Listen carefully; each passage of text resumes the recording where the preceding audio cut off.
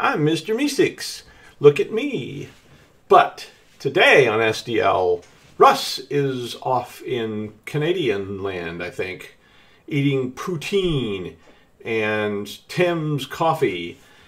And I am at another event, and I couldn't be here, so I recorded this for you from the secret lab facility. On SDL, we're going to talk about NAT, the mysteries and mysterious protocols that allow us to beat the odds and avoid IPv6 for as long as possible. So stick around.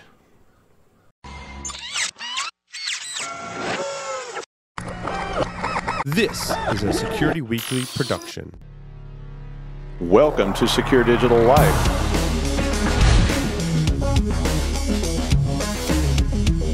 If your users are going to keep putting risky stuff on your machine, you're screwed.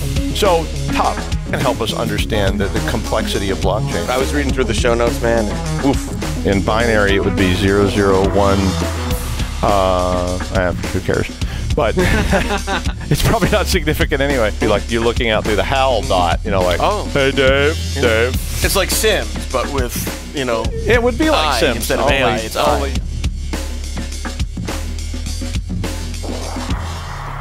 Roger Williams University is a premier destination for cybersecurity, offering in-person and online classes designed and taught in collaboration with industry experts. Using virtual environments that simulate real-world systems, you'll solve complex cyber issues and analyze cyber threats to prepare you for in-demand jobs in this rapidly growing field. Whether you're just starting out or want to advance in the cyber profession, RWU offers degrees and coursework at all levels. Learn more at rwu.edu/cyber. Accredited by Microsoft, Cisco, NetApp, IDLE, Oracle, and EC Council, QuickStart delivers high-impact, low-cost IT training through its cognitive learning platform in multiple domains. With QuickStart, you get an ever-growing catalog of courses, self-paced courses offered through a monthly subscription, virtual classrooms offered through an annual subscription, peer-to-peer learning, mentoring, official courses, certified instructors, hands-on labs, and more. For more information, visit www.quickstart.com. Use coupon code PAUL20 to get 20% off on all cybersecurity courses. Quick Start, creating world-class technologists.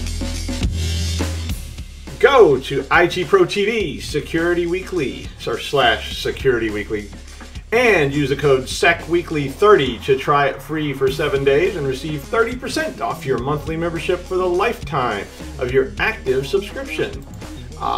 Check out our on-demand material. You really should check that out. Some of our previously recorded webcasts are now available on demand at securityweekly.com on demand. Ticket sales are open for the Social Engineering Rhode Island Conference Saturday, June 16th at Salve Regina University in Newport, Rhode Island. Beautiful Newport, Rhode Island. It's in a mansion, really. It would be creepy if it wasn't nice, but it could be creepy. It would be cool if it was creepy, but it's not. It's a really nice place. It's hard to believe there's a university in this mansion, but it is. So check that out. Go to http://se-ri.org. Ooh, that's fun to say. se-ri.org to register for that conference. They still have tickets available. We are giving 2 tickets to this conference. There's some stiff competition, though. I'm not going to make any jokes there. I'm not. There's some stiff competition for this. If you want to make a meme of Paul and Larry and send it to psw@securityweekly.com, we will throw it into the pool of cool memes that we've gotten of Paul and Larry, some of which were rather exotic. And be happy to consider those to see if we want to give you a chance to get some free tickets to the Salve Regina Social Engineering Conference. And this is not a trick, I promise. How do you feel about user and entity behavior analytics? What about your SIEM? SIEM? I don't know how you pronounce it. S-E-I-M. Check out Logarithm's webcast on June 14th at 3 to 4 p.m. So if you want to check that webcast out, you can find out more about SEIM. I think I've always said it SEIM, but I don't know. I heard there were some people at RSA that were saying, like, I can't remember if they were saying seam or sime, but they had some kind of meme about it, and they had a shirt or something. Yeah, it obviously didn't work very well because I don't remember it, but, you know, regardless. Okay, so the border. Run for the border, SNAT and PAT. So NAT is a Network Address Translation Protocol, and we've had NAT around for a long time, but they really started implementing it in the early part of the 21st century. It's kind of creepy to say stuff like that now. Back in the 20th century. But they started implementing this in the actual firmware and flash or whatever of different devices. It had not been there before. And what the problem was, and this problem started back really in the 90s, where we started realizing that there were only so many IPv4 addresses out there. And what you have to understand is that in the 1990s, there were about 19 people using the internet. And nobody really was thinking about, you know, we've got 2 to the 32nd minus 1 possible addresses out there in IPv4. And I know there's restrictions, and I know there's these reserved for that, but just in general, there's 2 to the 32nd minus 1 addresses out there in IPv4. And basically by 2015, they were all pretty much issued. So ARIN, which is the body that governs IP addresses for North America, had issued all of their remaining addresses by then. So, you know, yeah, we all heard that, and everybody was all freaking out. And, you know, it was one of those kind of vaguely end-of-the-worldy sort of thing. The solution to that IPv4 problem then had 2 approaches, basically. One of them was obviously IPv6. And IPv6 was this, like, really cool idea where instead of 32 bits, why don't we take 128 bits? We're going to make the biggest address space imaginable. And again, today I was saying, you know, I probably back in 95 or something was talking about IPv4 and saying, yeah, we'll probably never run out. I'm not saying that anymore. So I stopped saying we might run out, or we probably never run out. But IPv6, which is a 128-bit address space, it's something like 4 undecillion, whatever even that means. It's like some gargantuan number, you know, like more addresses than all the grain. If we give an IP address to every grain of sand on the earth, and you go, so we'll never run out. I don't know about that. Because I do see a day coming when we have like every single hair on our head is got like an IP address, because that way, you know, you can keep up with it. Or you know, the fibers in your clothing all have IP addresses so that you can address, you know, you can change the colors of your shirt, or you can, you know, change the features of your clothing as you walk around. So who knows? Maybe you know, another 20 years from now, well, I'll be going, yeah, okay, whatever. But IPv6 was not popular, and please don't start flaming me over that. I'm not saying it's not good. I'm just saying it was not popular. They're 2 very different things. Like Zima was not good and not popular, but IPv6 is good. It just wasn't popular, and it wasn't popular because it was complicated and scary looking. It had poor marketing behind it because it's written in hex. It's this big, massive, long address strings. And yes, I know there's all kinds of shortcuts, and I have no problem with IPv6. I think it's awesome and cool. But it just didn't catch on. And at the same time that IPv6 was sort of starting to evolve, what happened was the protocol called NAT was made available. And NAT, which stands for Network Address Translation, became this kind of option that people could use to fix up their networks. So NAT has several different features to it, but the one I want to talk about to you is called, or 2 I'm going to talk about, are called SNAT. So SNAT is the first of the protocols that we want to mention that come out of NAT. It did not necessarily solve the whole problem, but it did solve some of the problem. So a little more history. So back in the late 90s, early part of the 21st century, basically everyone was using flat networks, which means that they were not using switching, they were using hubs, and every device on the network had a public IP address, so a static public IP. I mean, that was just how we did things at that point. Now, this wasn't a big issue, because a lot of us had gone out and we got Class B addresses. So when we went and got those Class B addresses, I had one. I mean, I sold most of it off, but it belonged to the university, but I had one. And, you know, so that's a 16-bit address space, 65,536 addresses. Wow. And we had, what, 9 things inside the university that needed IP addresses. So, you know, I was like, okay, I'll take a few from here. And then I set up a lab, and my lab had IP addresses, and, you know, and I've got, you know, tons of addresses. But what happened was, as that changed, and it changed very quickly, all of a sudden, other groups on campus, other people on campus were coming in and saying, we need this. We need access to this internet thing that you keep talking about. And as that evolved, all of a sudden there were departments that had 24 PCs sitting on desktops that all wanted access to the internet. And everybody already had the PCs, but all of a sudden they wanted to network them, which meant our life got a lot more complicated in the networking world. So NAT provided a pretty good solution to this problem, because what happened with NAT was that, look, SNAT is available. So all I have to do with SNAT is define a border. And a border, if you don't know, is the place where you touch something else. So that's how I define it. So where my control or custodianship or whatever you want to call it ends, that's where the border of that network resides. So if you're at home and you're using Soho equipment, that border's probably with your ISP. So you've got a cable modem or something, and where that cable modem connects to your system is where your border is defined. And you probably have NAT being used right there. At an enterprise, you may have multiple borders, but you probably have a border where you go out into the public space. Well, in this early model, SNAT said, I can take an address and I can equate it to another address that's inside my network.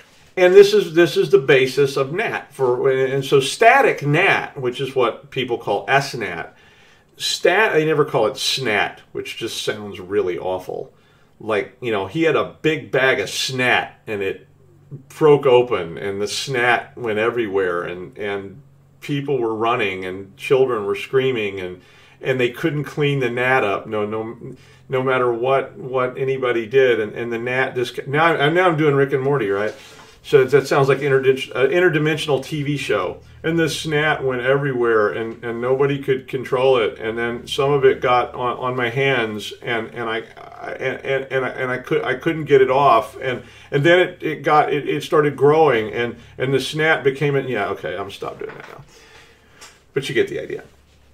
So remember, if you go back to your IPv4 lessons, that there are private address spaces inside of IPv4. I mean, think about that. So there are 3 specific ones, and I know there's a lot of other sub-details here that I'm not really getting into because they're not really germane to this. But there is the 10.0.0.0 and the 10.0.0.0/8, the 172.16/16, and the 192.168.0/24. So those were 3 by spec IP address spaces that were set aside as private. They can't be used on the internet. They're blocked everywhere. So if you try to use those addresses and you go out on the internet, they're eventually going to get filtered. Everybody's pretty much that's got any sense is blocking those kind of addresses at their borders. And so you could use those addresses. What that meant was, if I just looked at, and remember, I'm talking about, like, you know, 1999 now. If I just looked at the things I had that needed to get on this brand new, funky, shiny interweb thing, it was probably very limited. So in 1999, I had a couple of servers, a bulletin boarding system, and I had something. There was actually some other systems on campus, but we ended up with maybe like 8 or 9 things that actually were on the internet.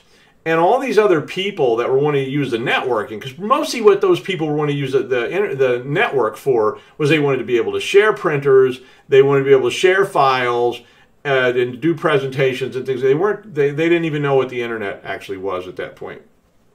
You know, there was no streaming video or porn or any of that kind of stuff at that time. So what those people were doing was we could just wall them off in this private address space. So I took a 10.1.1 or a 10.000/8 address space and started subnetting it. And so I defined all these subnets for different rooms and different labs and different features and all these things. And I built out that portion of it. That didn't go to the internet. Those people couldn't even get on the internet because there was no way for them to do that. But I took my servers, I took a few other devices that we had, and we set up SNAT. So that meant that I took an address like 10.1.1.80, and I assigned it to a public side of the address, like 8.8.8.80. I'll use Google's address space. And come get me, Google. You know where I am. Yeah, they're listening too right now. Yeah, Alexa just lit up and there's like tendrils coming out of it. Yeah, exactly. But that problem, that patched this whole problem very quickly. All of a sudden, I didn't actually need all those addresses. And so we literally started selling off chunks. Now, part of that became what is called classless intradomain routing as well, which meant that no longer was Aaron going to enforce this idea that, you know, a university has a Class B address. Only governments and large corporations who have paid us lots of money get Class A address structures. They started saying, who cares? You know, no longer will you be identified with your prefix on your IP address. So, for the moment anyway, in 1999, 2000, the problem was solved. Very quickly after that, we started having people wanting to connect to the internet. And initially, it was a very few people. So, you know, we got the computer science people, or we got somebody from the IT group or whatever said, can I get on this internet thing? Because I've heard there's useful articles out there scattered amongst the video. That's a joke. There was very little video on the internet at that point. But basically what happened was, at that point, I had tons of addresses. And I was able to go, okay, fine, just take one. I'll give you an address. And so, you know, quickly we were doing that. And I was doing it all with SNAT. Now, as you might guess, before very long, so by around, you know, 2003, 2004, all of a sudden the interweb started being a lot more interesting to people. People found out that you could do ASCII2 porn. I'm not even kidding. I mean, you want to talk about pathetic. ASCII2 porn, if you don't know what that means, don't look it up. You'll be sorry. There were people doing ASCII art, you know, where they literally drew like pictures using like pound signs and @ symbols, and yeah, I mean it's amazingly creative. There was actually pornographic material being distributed through this system called UU encode, UU decode. UU encode, UU decode. I shouldn't get sidetracked by this, but UU encode, UU decode was a way to convert digital files into ASCII files. So it took like a JPEG and converted it into just ASCII characters that could be sent across the interweb. And it was funny. I would get some laughs because people would call me and go, do you know what a UU encoded file is? And they're like, oh, you're looking at porn. And I'm like, no, never. And they're like, right. But all of a sudden, printers, people's desktop computers, you know, started wanting to use the internet. And as that happened, we needed addresses for them. And all of a sudden, I literally went in a space of a few months from you know, we had a complete, you know, lid on how many addresses were out there, to people calling and asking for, how do I get on the internet? How do I get on the internet? How do I get on the internet? And all this kept happening, and all of a sudden we were shoveling addresses out the door. And I was setting up a lot of SNATs. And pretty quickly we realized that this was not going to be sustainable. So a new part of the protocol starts to pop up. Now, Aaron had issued all the addresses, so that meant that by 2015, and this obviously we spin forward a little bit, most, if not all of those 4 billion something addresses, 2 to the 32nd minus 1 addresses, had been issued before 2015. And Aaron didn't control everything. There's other entities, but all that, classless interdomain routing, CIDR had helped by allowing people to block out pieces of this. Instead of IBM controlling a whole Class A address, they only got, you know, they could sell off or lease out or whatever they wanted to do. But the idea that all of a sudden we had to still have this one-to-one realm had become very untenable. Now, some of us were using something that's called DNAT. And DNAT was a round-robin way to assign, say, like 10 addresses. So I did this really early, but this was probably like 2003 or 2004. I had like 16 DNAT addresses, and what that meant was 16 people at a time could use the internet. And if you tried to get on the internet and you couldn't get an address, then you just waited and you kept hitting refresh until you got the web page you were looking for. And that satisfied people for about, I don't know, 5 minutes. And so all that really sort of started to fall apart then in the early part of the 20th century. And suddenly we had real issues with it. So I did put, I actually have a Cisco SNAT statement on there to show you kind of how that works. If you look at the show notes for all that kind of stuff. All of a sudden, people at home were getting broadband. All of a sudden, people were, I was getting calls from people in my neighborhood who were saying, do you have a way to get on the internet? That was actually in like 2002, 2003 even. People were starting to get home connections to the internet. They were wanting to use these connections. They were wanting to get out in the world. And everything got a little goofy then. And already things like Windows Update were becoming commonplace. You were starting to see, you know, everything wanting to phone home. Your PCs wanting to connect to Microsoft every night and download updates, and on and on and on. Today, you know, certainly we start to think about the Internet of Things. We start to talk about what if, you know, my doorbells, my windows, my blinds, my lights, my thermostats, my water heater, my furnace, my air conditioning system, my DMX lights, my, you know, everything in my house is suddenly needs an IP address and needs to phone home. You know, drone swarms, hair on your head, fibers in your clothing, all need IPs, need to get on the internet and phone home. I mean, I know there's all kinds of security issues associated with all that stuff. But as that happened, there just were not going to ever be enough addresses. And that was where IPv6 sort of started becoming this, like, you know, it had been there for a while, but it had started having a little more resonance, and you started hearing people talk about it more at cons. You started seeing cons about IPv6. I know that really, probably, I think it was in like 2002, I went to a training class about IPv6. And none of my Cisco devices at that point supported IPv6. I didn't have any networking devices that supported it. And in fact, I went to this training class and they ran it on like a simulator. And that was because nobody was supporting it. And there was a lot of controversy. Today, you know, pretty much everything supports it. Microsoft enables it by default. So if you're using a Microsoft Windows 7 or later, I think, system, you do have IPv6 enabled. But there was another answer out there that we've already brought up. The other answer that was out there was something called PAT. And PAT stands for Port Address Translation. And what Port Address Translation means is that what if you took advantage of the design of the TCP/IP stack and used that to create a different kind of network protocol? So what happened was, in the TCP/IP stack, there is a 16-bit buffer. And that 16-bit buffer in the stack is for storing the source port for a communication. So this is layer 4, you know, it's really a layer 4 protocol from OSI model. And that is a 16-bit buffer, so it could be anything from 0 to 65,535. So 65,536 possible ports. And they actually have 2 buffers. I think they buffer that separately for UDP, so you could actually have even more than that. We don't obviously use all those.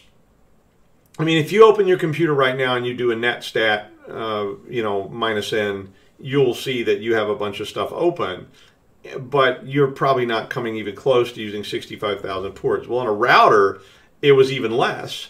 So what if I could use that address space that I've got sitting there, and I could assign all those internal addresses, so the 10.0.0/8 internal addresses, I would assign those to one of those 65,536 ports. Wow. That might be a pretty cool idea. And I could use that address space to make a table of ports, and I could just assign a port to an internal private address. And then what do I do with it on the outside? Well, why not just use the interface address? So if your router has an outside address of 1.1.1.1, why not just use that as the layer 3 address for the public side and use whatever private address on the inside that you want and equate those two things in a table? And how do I remember it? And so you always have to remember that computers are not necessarily smart, although they're getting smarter, but they're very fast. So what if I've got to create some way to remember this. What if I built a table and I assigned to that, remember, every packet. So every packet, even UDP packets, has a field for source, a 16-bit source port field. So when that packet's created on your machine, it's got a 16-bit source port field. When it goes and it gets moved, it gets changed, it gets modified, it gets shipped across the internet, hop, hop, hop, hop, hop, and ends up in Sydney, Australia, it's still got that source port on it. Because when that transaction comes back, it needs to get back to the source port. Okay, so I've suddenly got a layer 4 OSI protocol that would allow me to take a 16-bit address space of the source and assign it to the IP address, the private IP address on the inside of my system. And I could use that inside address then just internally.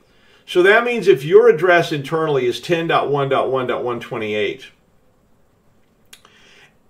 I can say in my PAT table, I'm going to assign port 3017 to the IP address 10.1.1.128, and nobody in the outside world will ever see that address. What the people in the outside world will see is they will see 1.1.1.1 with a source port of 3017. All right? For them, that's fine. That means that their reply to, so when you go to a website, the replies, the ACK packets, so that reply coming back is going to go to port 3017, IP address 1.1.1.1. When the router gets it, if it's running PAT, it says, oh, here's something for port 3017. Let me look at my PAT table. Yes, that's assigned to 10.1.1.128. And the ports don't have to be the same. It could be port 80 on 128, doesn't matter. And that equation gets executed. The packet is modified. So the PAT protocol modifies the traffic right there. And it changes it so that it's got the correct internal information. So those packets look different at layer 4 and layer 3 on the inside and the outside. So if you see a router and it's got PAT inside, PAT outside, there's a difference in the inside and the outside of the router, the way the traffic actually looks. So if you Wireshark the outside of your router and you Wireshark the inside of your router, and you can set this up in Packet Tracer, or you can set it up at home or wherever you want to set it up, you can sniff those packets. You're going to see that they're different at both layer 3 and layer 4 on the inside and the outside. And that's what PAT is doing to that traffic. So it's modifying it. Now, that means and leads to, and that's how PAT essentially works. What it means is that you could take a large number of internal addresses and use them with an outside address. Primarily, it means you have to own, maybe, one address. You could literally get away with owning a single external address. Some people don't like that idea. I don't particularly like that, but I also don't have a real giant issue with it, because if the only reason you would want to have multiple addresses is now if you have SNATs. So if you have SNATs on the outside for your servers, you need addresses for those. So you say, I've got a web server. Okay, you need an address. If you have an email server, you need an address. If you have something else, you need an address. So each of those things on the outside of your router are going to have private or public static IP addresses. And you can buy those. I mean, you can, and they're actually, the price on them has come down since this. There was a time when there was kind of a frenzy over, you better buy them now because they won't be around for long, and people were paying outrageous prices for a couple of IPs. But today, you know, I think, you know, you can get one for like, you know, $20, $30, maybe. I think I saw one for sale. I think Cox will give you one for like $20 a month or something like that. You can buy a static IP. For your PAT devices, you may want a separate IP because none of these devices can be accessed from the outside world now. So what that means is that there's no way to get to a padded device because it doesn't actually have an IP address. And its port numbers are being modified by the PAT algorithm. So you can't do port forwarding per se to get to that device. So what happens then is that when a device that's on the inside, so an internal device, wants to create outbound traffic, PAT is doing that magic and twirling the packet and changing layer 3 and layer 4 for the outside world. That means somebody in the outside world who wants to get to that device that is not a reply is not going to be able to get to it. Now, ACKs work fine. So that means if that device wants to phone home and something be downloaded to it or whatever from Microsoft, that's fine. But someone on the outside can't instantiate a transaction to that padded device. You really need an SNAT for that. There are ways around that. So there are a couple of negatives then with the use of PAT. One of them is that you can't access the internal devices from the outside, which, like I say, that could be a positive thing. I mean, some people say, well, that's great. I don't want, you know, just average people to be scanning my networks, and you can't. The other one is that there's no real clear indication of where the traffic came from if you're out in the world. So if you see traffic coming from 1.1.1.1, yeah, it came from me, but I don't know which device internally actually generated that traffic originally, because the XLate table, which is what that's called, may not persist for very long. So if that person went out and hacked something, 2 days later they get in touch with you and say, what is device 10? You know, what is device 1.1.1.1 with a source port of 3017? And I go, I have no idea. That may have changed 40 times since then. The good news is, of course, you can share all these internal devices on, you know, maybe one outside IP. The obvious question to conclude this, was, does PAT affect performance? And I always get people asking this question, and you say, well, what if you put 65,000 internal devices and they're all going out over the same IP address? Well, the physical bandwidth doesn't change. So whatever physical bandwidth you're using is going to be exactly the same whether you have one person using it or you have 65,000 people using it. Likewise, if you have load balancing, so if you get 10 drops and you have 10 wires connected to the internet, well, okay, you've load balanced across those 10 wires. Adding internal people changes your bandwidth, but it does not change your physical bandwidth. It changes how much is available to each individual user. So if you've got 65,000 people and they're using static NATs or static IPs, nothing's going to change. It just means you don't need all those static IPs. The amount of use is the same. So PAT doesn't affect performance in any obvious way that I've ever seen. It certainly doesn't affect your physical bandwidth in any way. So if you want to drop 65,000 users on a 1 megabit pipe, it's still a 1 megabit pipe. And all of them are having to share it, and it's going to be slow and suck and be horrible. But that's not because of PAT. That's because you have too many people using too small of a pipe. So that piece. And my last rant then, I have one rant I have to put in here. Please, if you set this up, when you set up your DHCPs and you're assigning internal addresses, make them sequential powers of 2. And I say this because when you want to actually manage PAT, if it is not set up with powers of 2, so that means that, you know, 64, something like 64, 96, whatever. If you don't set those ranges in sequential powers of 2, you can never write rules to it to be nice and clean. And it's just my personal rant. If you don't know what I'm talking about there, well, you know, write me an email, I'll explain it. But when you set up DHCP, always use powers of 2. Everybody uses decimal numbers, and I hate it. It drives me crazy because I'm like, don't use 10 to 20. Use 16 to 23. Because then when you want to sit down and write rules, you can use binary and you can write these beautiful, clean, nice rules. So, all that said, barring that, the end doesn't come, fire, flood, famine, collapse of civilization, cannibalism, who knows what, by next time, we should be back in the studio next week. We do have some busy stuff coming up over the next while. We may have to record a few more shows, but thanks for joining us on SDL, and I'll see you hopefully live next week, and hopefully Russ will come back stuffed with poutine. Thanks for watching SDL. See ya!